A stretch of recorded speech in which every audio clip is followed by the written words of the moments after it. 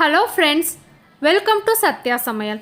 இன்றைக்கி நம்ம சப்பாத்திக்கு ரொம்பவே ஈஸியான வெங்காயம் தக்காளி தொக்கு எப்படி பண்ணுறது அப்படின்னு பார்க்கலாம்.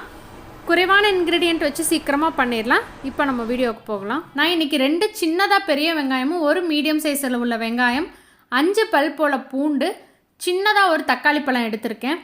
பூண்டை வந்து நீல வாக்கில் கட் பண்ணிக்கலாம்.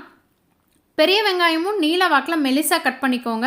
ரொம்ப மெலிசாக கட் பண்ண முடியல அப்படின்னா வாழைக்காய் பஜ்ஜிக்கு திருவுவோம் இல்லைங்களா பிளேடு, அதில் வந்து நம்ம திருவி எடுத்துக்கலாம். திருவி எடுத்தப்புறம் வெங்காயத்தை ஊற்று விட்டுக்கோங்க. கடாயில் வந்து எண்ணெய் வச்சுட்டு 1/4 ஸ்பூன் அளவுக்கு கடுகு, 1/2 டீஸ்பூன் அளவுக்கு வெள்ளை உருட்டு உளுந்து, 1/2 டீஸ்பூன் அளவுக்கு கடலைப்பருப்பு போட்டுக்கலாம். எண்ணெய் வந்து கொஞ்சம் அதிகமாக இருந்தது அப்படின்னா ஒரு 2-3 நாளைக்கு நம்ம வச்சு பயன்படுத்திக்கலாம்.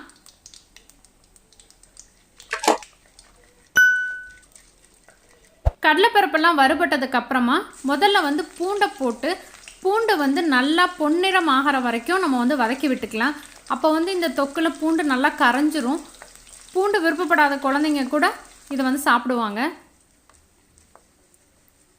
இப்போ இந்த அளவுக்கு வந்து ப்ரௌன் ஆயிடுச்சு அப்படின்னா வெங்காயம் தக்காளி வதக்கி முடிக்கும்போது இது வந்து நல்லா கரைஞ்சிரும். நம்ம வெட்டி வச்சுருக்க வெங்காயத்தை எல்லாமே உதுத்து விட்டு சேர்த்துக்கலாம்.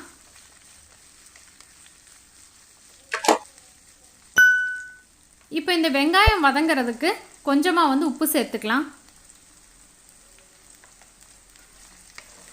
மிதமான தீயில வெங்காயத்தை நல்லா வதக்கி எடுத்துக்கலாம். வெங்காயம் வந்து கருகிடக்கூடாது, ஆனால் நல்லா வந்து வதக்கி பாதிக்கு மேலே வந்து குறைஞ்சிடணும்.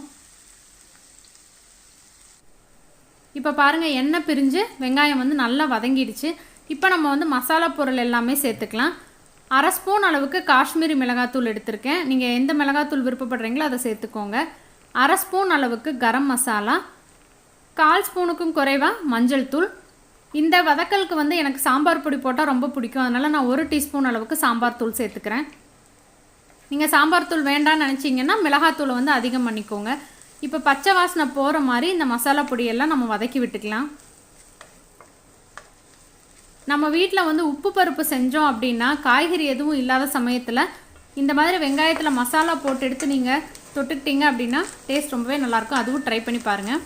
இதே ஸ்டேஜில் வந்து நம்ம இறக்கிடணும் மசாலா பச்சை வாசனை போனதுக்கப்புறமா. இப்போ மசாலா வந்து உங்களுக்கு பச்சை வாசனை நீங்கிடுச்சு. இதில் வந்து நம்ம எடுத்து வச்சிருந்த தக்காளி பழம், கொஞ்சமாக கருவேப்பிலையும் கொத்தமல்லியும் சேர்த்துக்கலாம். லேசாக வந்து உப்பு போட்டுக்கோங்க, ஏற்கனவே நம்ம வந்து உப்பு சேர்த்துருக்கோம். இப்போ இந்த தக்காளி வந்து நல்லா எண்ணெய் பிரிஞ்சு வர்ற வரைக்கும் நம்ம வந்து வதக்கி விட்டு எடுத்துக்கலாம்.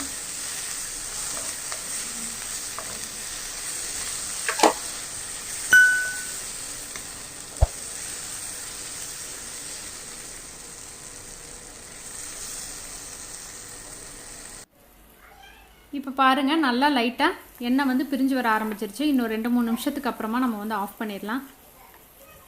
ரொம்பவே ஈஸியான சிம்பிளான இந்த வெங்காயம் தக்காளி தொக்கு வந்து நீங்களும் ட்ரை பண்ணி பாருங்கள். வீடியோ பிடிச்சிருந்தது அப்படின்னா உங்கள் ஃப்ரெண்ட்ஸ் எல்லாத்துக்குமே ஷேர் பண்ணுங்கள், லைக் பண்ணுங்கள், கமெண்ட் பண்ணுங்கள். மறக்காமல் நம்ம சேனலை சப்ஸ்கிரைப் பண்ணுங்கள். சுவையறிந்திட சுவைத்து பாருங்கள். தேங்க்யூ.